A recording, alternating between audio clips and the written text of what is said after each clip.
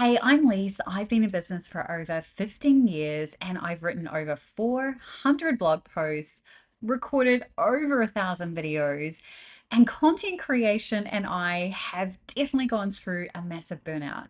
And today I want to share with you what I've learned and what you can take away and implement into your own business. You might be sitting there thinking the only thing that you need to do or worry about is creating content, right? Tons of content equals cash. But here's the thing, that is not always true. And that's certainly something that I learned very early on when I started my online business. I truly thought that content was king or content was queen, and that all I needed to do was continue to produce content and it would equal cash. But I quickly learned, or rather, maybe I didn't quickly learn, it took me 6 months of doing all of this content. It's why I have 400 plus blog posts that exist that aren't necessarily the right types of posts. So I learned that creating content consistently is key, but I don't need to always be creating content. So you don't need to write a blog post a week. You don't even need to post on social media every single day when you approach it strategically. So, what I've learned and discovered is that the best way for me to create content is to simply think about who I'm serving, the offer that I want to actually bring them into, and then the problem that I'm solving with that offer or the problems that I'm solving. And then creating content has a purpose. So that's the takeaway from that is create content, but make sure it has a purpose and brings people to an offer. Otherwise, what's the point in creating that content? Consistency is key, but only when you have something to say, right? This does not mean that every single week you need to be creating content, but you do need to be visible. So, what I mean by that is sharing content. So, you can take whatever content that you've already got and make sure that it's being shared wherever that happens to be. So, consistency is very much about strategic consistency. So, consistency does not equal you having to create content all the time. It's about being strategic about the content that you are creating, right? Because otherwise, what we end up doing is creating content for the sake of being busy. Again, going back to when I first started, I felt amazing for the first 6 months of being in business because I was being a busy little bee. I was writing content all the time. In fact, that's pretty much all I did was write content for my blog, for my social media channels. All I was doing was content and it felt amazing until it didn't. By the time that first 6 months had gone past, I realized that I wasn't even getting people onto my email list. And secondly, I wasn't even making any money. So, reiterating, make sure that any content that you're creating has a strategic purpose and that you repurpose the content that you have created so that you're visible. Doesn't mean that you need to be creating all the time. You can literally create one piece of content and repurpose that into multiple pieces of content as long as you are bringing people back into your world to either join your email list or to buy your offers. The other thing that I learned was that it's not about creating content just for the sake of creating content. It's very much about creating content that serves your audience. So, another thing that I learned very quickly when I first got started was that it wasn't so much about creating content based on what search engines were looking for or based on what an algorithm might want on a social media platform. It was about creating content that my audience actually wanted. And this meant learning to discover what that actually was. And so this is where surveying my audience was something that I started to implement into my regular kind of workflow to really understand what people were wanting. I love to answer questions. It's my jam. And so any opportunity that I could set myself up to ask and answer questions was a great way for me to generate that content. and content that actually served my audience, not just content for the sake of content. So the next time you're sitting down to create content, make sure that you're actually creating content that your audience is asking for. And if you don't know what that is, then go ahead and send out a very quick survey.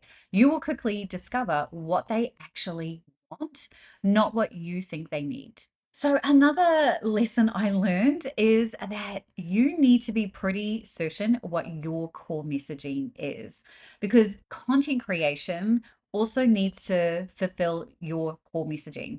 So, whenever I'm sitting down to write an email, for example, the very first thing that I'm thinking about is what is it that I'm trying to inspire or empower or educate my audience on? And that always circles back to my core messaging. For a very long time, and I would say probably a solid 3 to 4 years of being in business, I didn't have a very strong core message. I was just kind of jumping on different bandwagons because I was like, yeah, I agree with that. And I'm going to talk about that. It wasn't until I'd been in business for 6, 7 years that I really started to refine and get comfortable with what my core messaging is. And here is some of those core messages so that you can start to think about what that might look like for you. You will hear me say, over and over again, it does get to be easy and fun. And if it's not easy and fun, why are you doing it? Right? That's like one of my core messages. You'll also hear me say things like there are no one size fits all strategies when it comes to doing your business, to running your business, and you get to be you in your business, right? I say that all the time. Another core message that has cropped up probably over the last 2 years is just because you can doesn't mean you do. So when I'm thinking about content, particularly when I'm writing my emails, those are kind of the core things that I just always include in an email. I always try to include one of those things. And I also like to include things like you can do it, right? To inspire and empower. So when you know what your core messaging is, it becomes a lot easier to generate content, particularly when it comes to the more personalized community-based content, which is really what I envisage my email being, is my community. Wherever you want to be visible is where you want to be thinking about how am I actually talking about my core message? How is that being reflected in the content that I'm actually creating? So, one of the other things I quickly learned was that when it comes to sharing your content on multiple platforms, you don't need to create different content for those platforms. Now, yes, there are some sizing things that you might have to consider, those types of things, but you don't need to generate different content for that platform. Because here's the thing, you want to pick one platform that you are there all the time, where you engage, where you're chatting, communicating, whatever that is. And that is typically going to be a long form content platform. So that could be a blog, a YouTube channel, or a podcast. And that's where you share all of your big ideas, all of the nitty gritty stuff. That's where that content is shared. But you don't need to then turn around and create different content for your different platforms. You can just simply repurpose. Repurposing is your jam these days, particularly in the light of AI, which makes it so simple for you to be able to really sit down and turn that content into content for other platforms.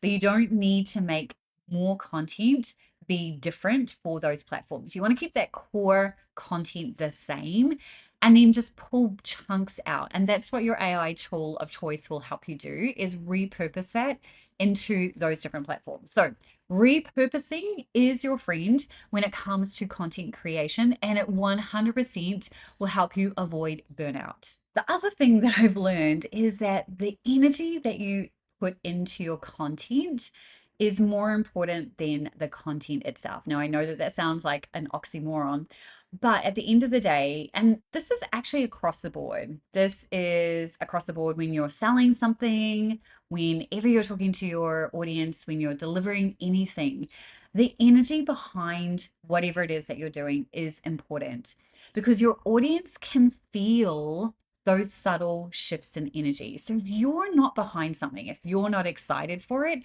then your audience is going to know that. So whenever you are creating content, you also want to make sure that the content that you're creating is something that you genuinely believe in, right? The words that you're writing, the words that you're saying, if you're not behind them, then your audience knows it. So make sure that whenever you are creating content, that you're doing it from an energetic space. So you definitely don't want to try and push through when you don't feel great. Like if you've got a headache, if you're not feeling good, if you've got your period. Am I right, ladies? It's like, don't even try to do it. Now, I know that we have deadlines and things like that that we sometimes have to meet, but my biggest tip to you is if you are not energetically feeling great about it, then if you do have a deadline to meet, then you're either going to need to figure out a way to raise that energy or you're going to need to push it back because if you do write something or record something or do anything like that in that murky energy or just in not great energy, it is going to be reflected, even though it could look amazing, right? The content could be amazing, but your audience is going to feel it. So don't do things when you don't feel great. Keep your energy high. You want your creative energy when it comes to content creation. This next lesson is something that I've learned in the last couple of years. I don't see many people talking about it, so I really want to share it with you. And that is, we talk about repurposing content a lot, but what we don't talk about is recycling content. Now, what I mean by that is, we've just talked about different things like making sure that your content has purpose, right? That it's leading people to an offer. But what if you only have one or two offers? How are you then creating content? Now, this is a question that I get a lot inside my collective membership and I get the question. So here's the thing, and this might be where you need permission. So I'm giving you the permission to do this. Recycle your content. And what I mean by that is if you generally do only have a couple of offers and you have no desire to create more, then you're only ever going to be able to talk about a topic a certain number of ways.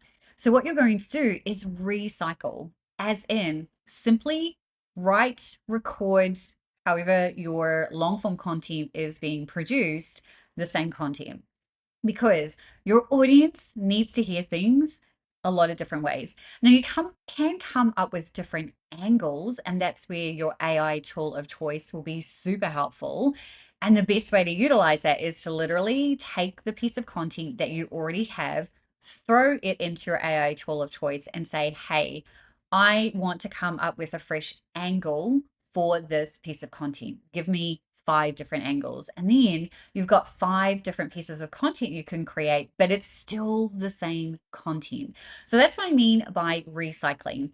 This reduces content burnout so much, and it's something that I have been leaning into heavily.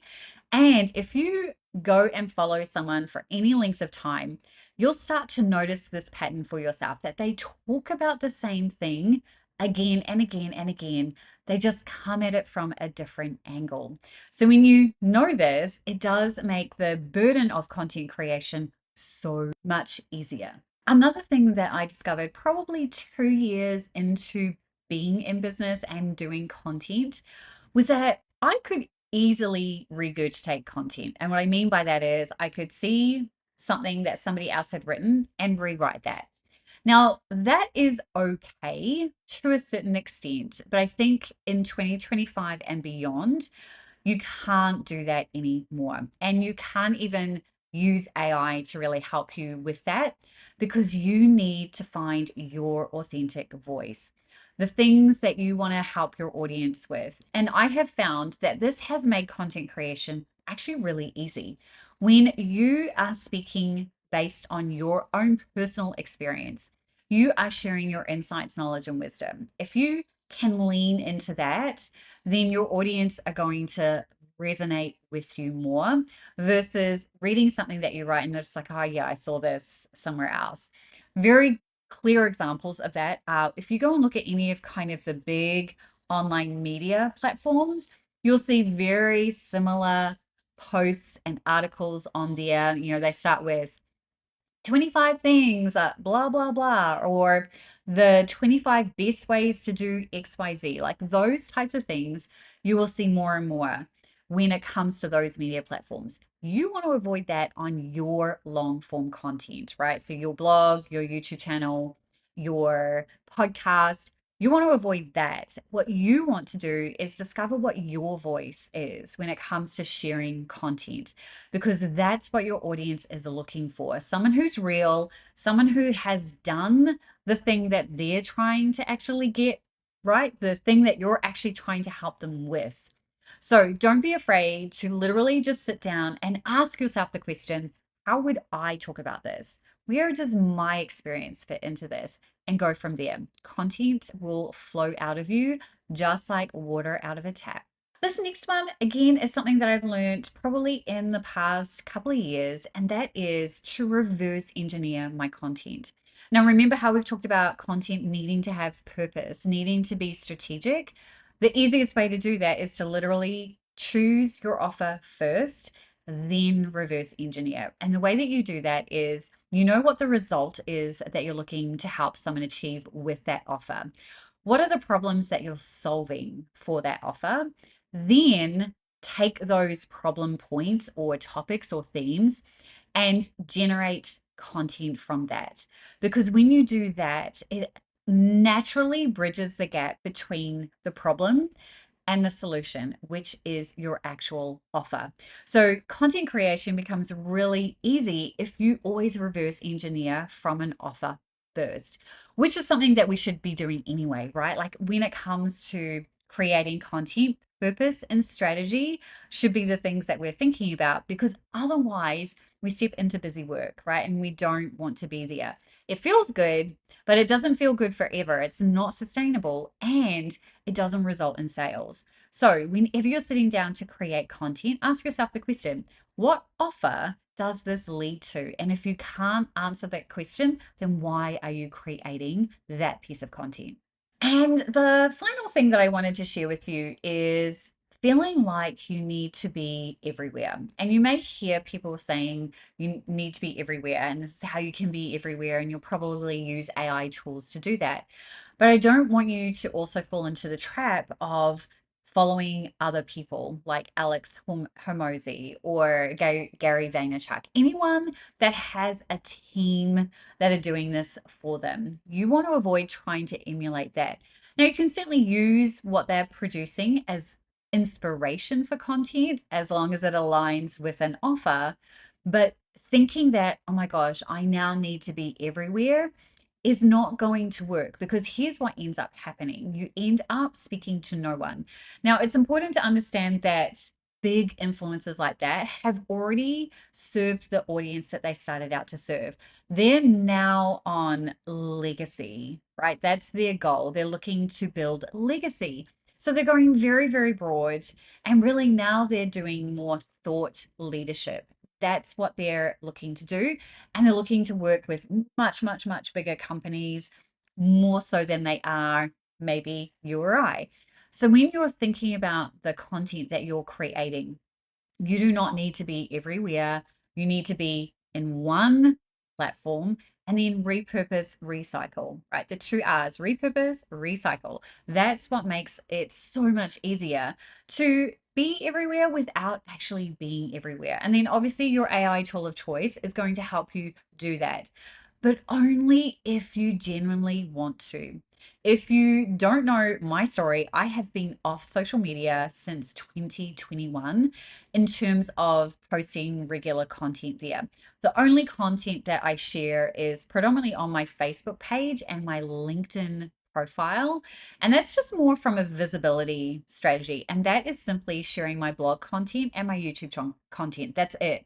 I'm not sharing, I'm not going and asking questions, I'm not engaging or doing anything like that, because where I do that is in my email community and my paid communities, because that's what feels really good to me. I still make daily sales. I don't have to worry about doing a whole bunch of stuff on social media. I don't have to worry about algorithms. If I want to post stuff on social media, that's when I post, but I don't. I just don't. I have a static Instagram profile and that is it. My point is, you don't need to do all the things just because somebody else is, unless you want to have a business that looks exactly like theirs, then by all means, dive on in. But you don't need to do it. So think about what you're doing and just remind yourself you don't have a massive content creation team. So do what you can with what you have based on what your audience is resonating with. That is always what's most important when it comes to content creation. So, as you're diving into content creation, I want you to remember that you're in charge. You get to decide how this all looks. If you're feeling burnt out, it's often because you're probably doing some of the things that I did when I first got started. And that is thinking that you have to just always be creating without considering strategy and purpose first. Then you could also be thinking that you have to do stuff from scratch all the time when you should be repurposing and recycling. So make sure you remember those key components when it comes to content creation. Now, if you want to learn more about how you can be really strategic in your content creation, the video coming up on your screen right now is going to walk you through the discoverable content process. Now, this will help you create content that is discoverable and visible in a very streamlined way. So go and watch that video and I will see you there.